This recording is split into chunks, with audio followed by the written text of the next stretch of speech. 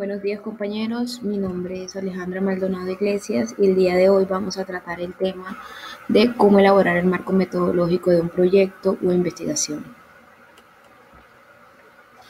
Para comenzar a adentrarnos en el tema en cuestión, quisiera exponerles primero la definición de metodología, que según la RAE es el conjunto de métodos que se siguen en una investigación científica o en una exposición doctrinal. Pero, ¿qué es la metodología en el contexto en el cual estamos trabajando? Es la descripción de las etapas o fases necesarias para cumplir con el desarrollo de la investigación. ¿Por qué es tan importante y para qué se requiere la metodología? Es importante y sirve para saber cómo se proseguirá en la investigación en cuestión, es decir, la forma como se obtendrá la información requerida. Debe señalarse qué información se requiere, cómo se obtendrá, cómo se procesará para analizarla, para finalmente llegar a conclusiones. En cierta medida, la metodología aporta en forma clara y concreta el método, las técnicas y procedimientos con sus respectivos instrumentos que se utilizan para dar respuesta a cada uno de los interrogantes planteados en los objetivos específicos de nuestro proyecto y en forma general responden a la pregunta ¿cómo hacerlo? La metodología deriva de la naturaleza del problema y del diseño de la investigación. De este tema en cuestión hablaremos un poco más adelante. Ahora bien, dos conceptos que tenemos que tener en la mente y que son realmente importantes son forma y mecanismos. Se puede resumir entonces que la metodología es la forma como se piensa abordar la investigación, además de que abarca los mecanismos para lograr los objetivos. Adentrándonos de lleno en el tema que nos interesa, es decir, el marco metodológico, se puede definir entonces que este es el segmento del proyecto que indica los pasos, técnicas, procedimientos y recomendaciones que en forma lógica han de seguirse en toda la investigación. El marco metodológico presenta características importantes como lo son que exponen la metodología para el logro de los objetivos. Este segmento de nuestro proyecto o investigación nos muestra los pasos para realizar el estudio en cuestión. Se presenta como una secuencia ordenada. Los componentes del marco metodológico varían según la modalidad y el tipo de investigación que estemos haciendo y por lo general la redacción se da en tiempo futuro.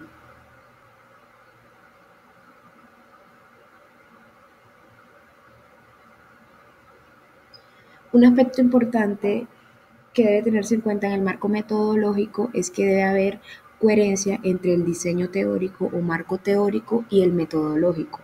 Es decir, estos dos segmentos del proyecto están interrelacionados entre sí de la siguiente forma. En el diseño teórico o marco teórico se generan preguntas en las cuales se plasman hipótesis y a partir de estos dos componentes se decide el tipo de estudio y las técnicas e instrumentos que se utilizarán para responder a dichos interrogantes y validar dichas hipótesis.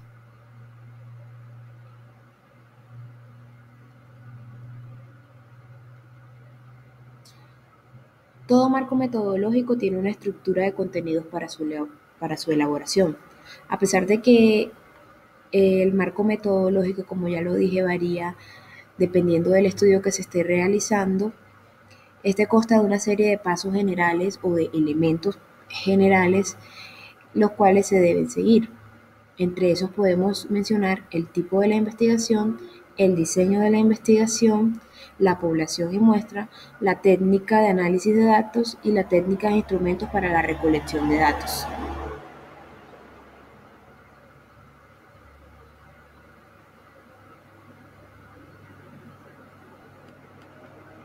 En cuanto al tipo y diseño de la investigación, podemos decir que el tipo y diseño de la investigación se deben seleccionar con base a los objetivos propuestos en nuestro proyecto, la disponibilidad de recursos que tengamos y además la aceptabilidad de tipo ético. El investigador debe enunciar con claridad el tipo de estudio que realizará y dar una explicación detallada de su diseño. El tipo de investigación se refiere a las categorías de estudio con las que se realizará el estudio. Estas pueden ser un estudio tipo exploratorio, descriptivo o explicativo, que veremos un poco más adelante con más detalle. En cuanto al diseño de la investigación, se refiere a la estrategia que adopta el investigador para responder al problema planteado o a la forma que utiliza el investigador para la correcta solución del problema. Esta puede ser una investigación documental, que es aquella que se basa en la obtención y análisis de datos provenientes de material impreso u otros tipos de documentos. Es decir, es aquella investigación que realizamos buscando información en bibliotecas, en documentos escritos, en informes, entre otros. La investigación de campo consiste en la recolección de datos directamente de la realidad donde ocurren los hechos, sin manipular o controlar variable alguna. Es decir, este tipo de investigación o este tipo de diseño de investigación es el que realizamos cuando salimos al campo, me refiero pues a la calle, por decirlo así, y recolectamos la información que necesitamos para realizar nuestro estudio. La investigación experimental es el proceso que consiste en someter a un objeto o grupo de individuos a determinadas condiciones o estímulos. Esto con el fin de observar los efectos que se producen. Como les había dicho, vamos a hacer un poco más de énfasis en el tipo de investigación.